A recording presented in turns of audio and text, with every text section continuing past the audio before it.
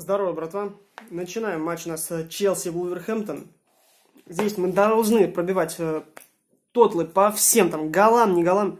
Челси должен побеждать в этом матче. Там не сыграет Ван Гинкел какой-то, но вообще похуй абсолютно. Челси, на него насрать. Что у нас получается? Челси, если сейчас выигрывает, он закрепляется в зоне Лиги Чемпионов. Подбирается немножко к своим, так сказать, оппонентам. К Ливерпулю, к Манчестер Сити. Манчестер Сити уже выиграл свой матч. Ливерпуль там тоже, скорее всего, разъебет на раз-два. Вообще не важно. Челси может выиграть 1-0. Команда все-таки, конечно, забивает приблизительно 2 мяча, около того за игру. Вулверхэмптон скоро вообще там дно тоже уже подбирается вот это, к этому дну. Просто слезает у нас Вулверхэмптон. По таблице спускается вниз, в подвал, темный и беспросветный. Проиграли 2 последних матча. Пропускают, конечно, немного, но один голешник-то Челси забьет. Обязательно должны это делать. В среднем забивают по 2 за игру. Так что, ну, не выносят, конечно, но, по-моему, букмекеры, конечно, погорячились с такой ставкой, но я поставлю на победу Челси с коэффициентом 1,78. Ну и главный матч сегодняшней ночи, конечно, как мы его могли обойти. Манчестер Юнайтед, Арсенал. Тут вообще, на самом деле, много что непонятно, потому что и Манчестеру надо показывать просто замечательную игру, чтобы как-то Мауриньо себя оправдывал. Арсенал просто под руководством Эмери сейчас разъебывает всех оппонентов практически. Играет замечательно. Я не знаю, как они это делают. Вот 3 победы подряд, 5 матчей без поражений как минимум. А Юнайтед, ну что, как повезет на самом деле. Играют они очень странно с Саутгемптоном, еле-еле практически ничью вымучили.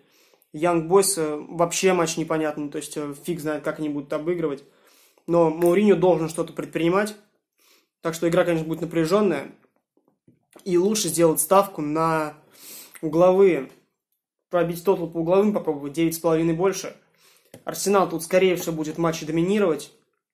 Флангами они играют просто замечательно. Там и Абамеянг на фланг смещается. Так что тут они должны просто разваливать. По угловым у них обычно 12 угловых, 10, 13. То есть здесь будет игру диктовать именно Арсенал. А Манчестер, если подстроится, молодцы. Но, скорее всего, будут тоже использовать фланги. И Решфорд быстро бегает, и Марсиаль врывается. То есть угловые тоже они будут создавать. А поскольку еще и Де Геа на воротах стоит у красных дьяволов. Там, конечно, постарается своими ручонками, ножками, как обычно, потащить из уголков мячи. Тотал по угловым будет пробит. Коэффициент тоже у нас там, скажу, очень и очень приятный коэффициент у нас. А точнее 1,64, по-моему. Да, 1,64. Смело ставим, но всегда будьте осторожны в своих ставочках. Сразу рваемся в Россию. Спартак у нас играет с Уралом. Кубок, на самом деле, хороший шанс для нового тренера Спартака и, в принципе, для самого Спартака завоевать какой-то титул. Потому что у нас уже идет четвертьфинал. Но Спартак играет не очень уверенно. Тут вообще непонятно. Рапиду всасывают просто 2 мяча вот так вот. Пу-пу. И все, и уже проигрывают. Как такое вообще понимать? Непонятно. Пропустили от Уфы недавно. Открыли даже каким-то макаром. Вообще непонятно как. Пропустили. Команда еще не нашла себя на самом деле. А Урал вот у нас играет на самом деле очень слаженно. Хорошо они себя ведут на поле. Правда, Краснодару последний матч проиграли. Но Краснодар сейчас и играет получше Спартака. Здесь спокойно Урал пробивает индивидуальный тотал больше 1. Месяц назад, например, Спартак уже проиграл Уралу.